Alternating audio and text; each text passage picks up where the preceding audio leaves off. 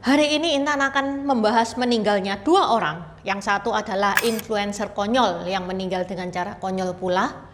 Dan yang satunya adalah tokoh besar, pahlawan China yang terkenal dengan quote-nya siapkan 100 peti mati, 99 untuk para koruptor, dan 1 untuk saya sendiri kalau saya melakukan hal itu.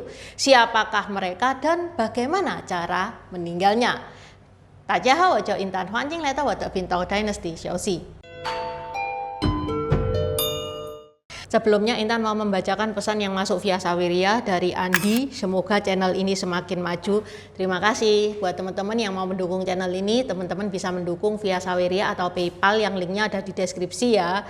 Di Saweria atau PayPal teman-teman bisa nulis message-nya bisa berupa dukungan kayak Andi ini tadi, pertanyaan atau request video yang akan Intan bacakan di video berikutnya. Okay, let's start!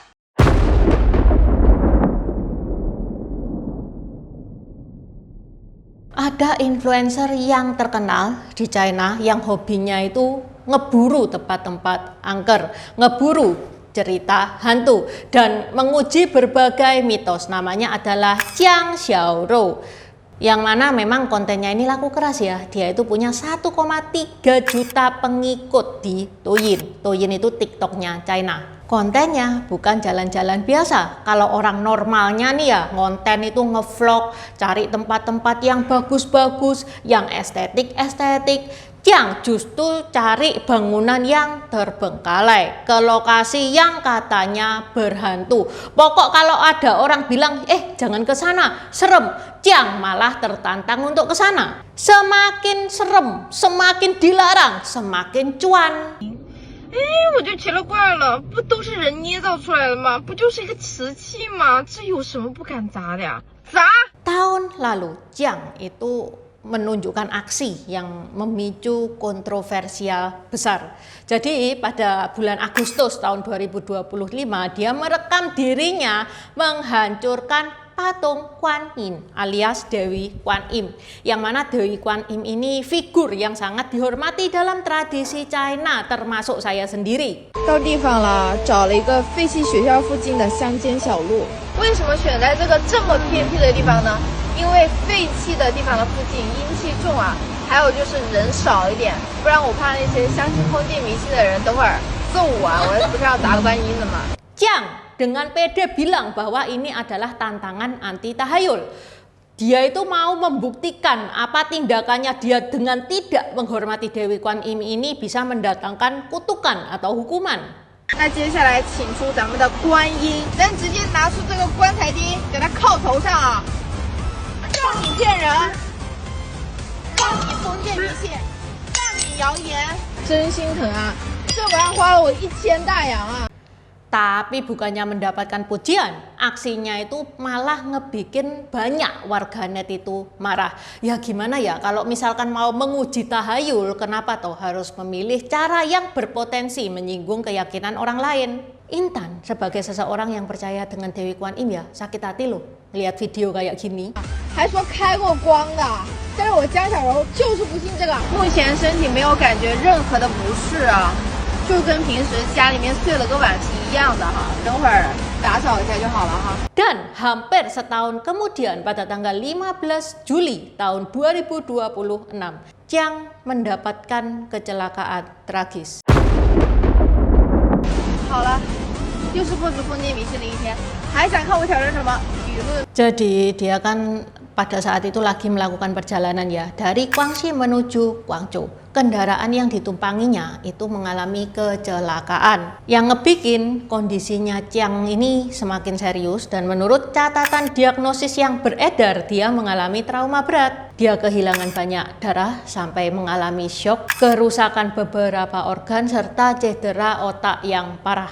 Kondisinya parah banget sehingga habis kecelakaan itu dia langsung dilarikan ke ICU.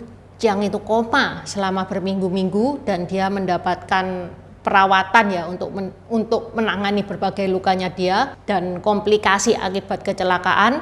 Tapi ya akhirnya Jiang menghembuskan napas terakhir pada 10 Agustus tahun 2026.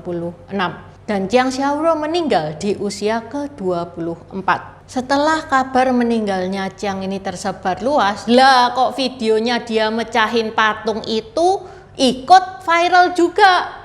Sebagian netizen mulai menghubungkan kedua peristiwa itu. Ada yang bahkan menyebut kematian Jiang sebagai karma dan mengaitkannya dengan hal-hal mistis. Tapi perlu digarisbawahi ya, tidak ada bukti yang menunjukkan bahwa meninggalnya Jiang itu ada kaitannya dengan aksinya dia memecahkan patung Dewi Kwan Im. Itu cuman spekulasi netizen, bukan fakta. Keluarga Jiang sendiri minta supaya netizen itu berhenti berspekulasi dan menghormati fakta-fakta yang ada, serta tidak menyebarkan informasi yang belum terverifikasi. 看我挑战什么舆论出来，相信科学，不要再相信这些招摇撞骗的东西啦。 Itu tadi tentang influencer China yang meninggal dengan tidak baik-baik saja sehingga menimbulkan spekulasi yang aneh-aneh. Sekarang kita beralih ke salah satu tokoh yang juga barusan berpulang. Kali ini dia bukan influencer, dia bukan artis, tapi juga bukan orang biasa. Dan meninggalnya ini baik-baik saja, meninggal karena sakit di usia yang ke-97. Jadi kan ya wajar ya, ya gimana-gimana nanti suatu hari kita semua juga bakal berpulang. Jadi ya wajar banget kalau usia 97 tahun dipanggil sama yang atas. Dia ini salah satu tokoh penting China loh, yaitu Zhu Rongji. Zhu Rongji ini adalah mantan Perdana Menteri China ya, meninggalnya 12 Agustus tahun 2026 kemarin.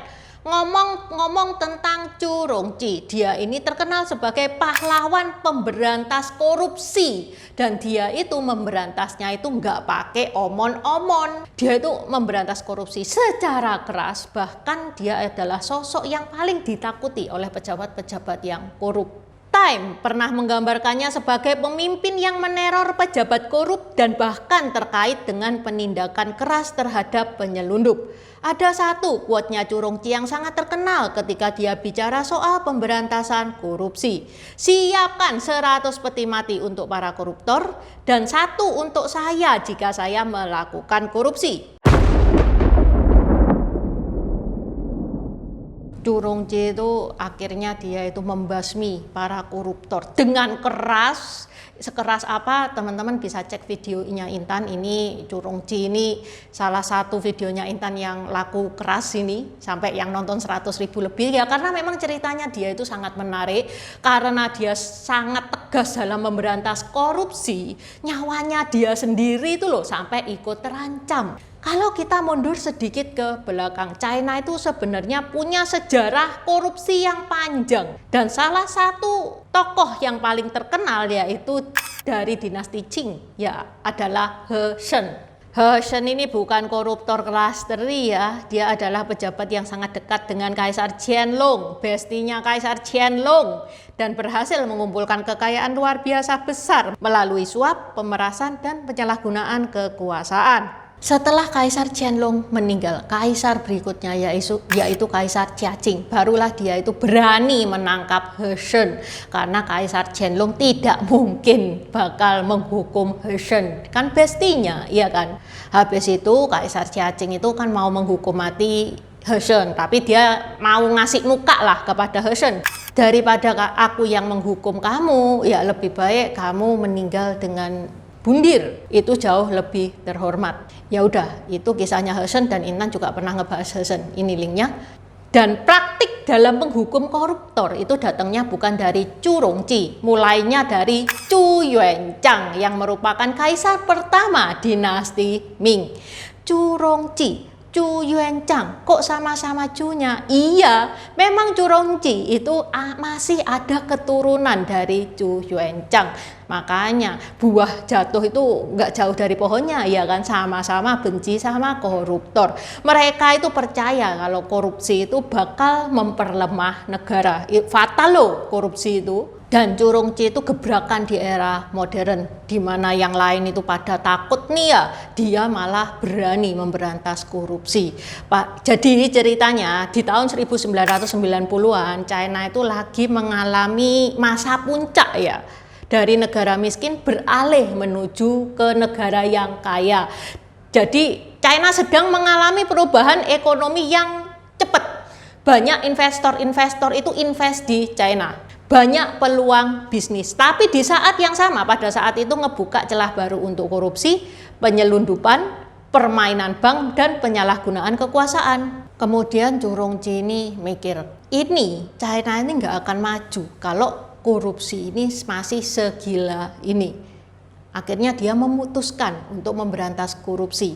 Dia memberantas penyelundupan, memperketat pengawasan keuangan, merombak perusahaan negara, dan menindak pejabat yang terlibat korupsi. Bukan berarti ya setelah Zhu menjabat, banyak pejabat yang dihukum. Ya memang iya, terus langsung China itu 100% bebas korupsi. Ya enggak ya, tapi minimal pejabat itu sejak saat itu mikir-mikir lagi kalau mau korupsi. Dan inilah mengapa Zhu Rongji ini punya banyak musuh. Bahkan muncul rumor bahwa Zhu Rongji dan keluarganya pernah jadi sasaran pembunuhan.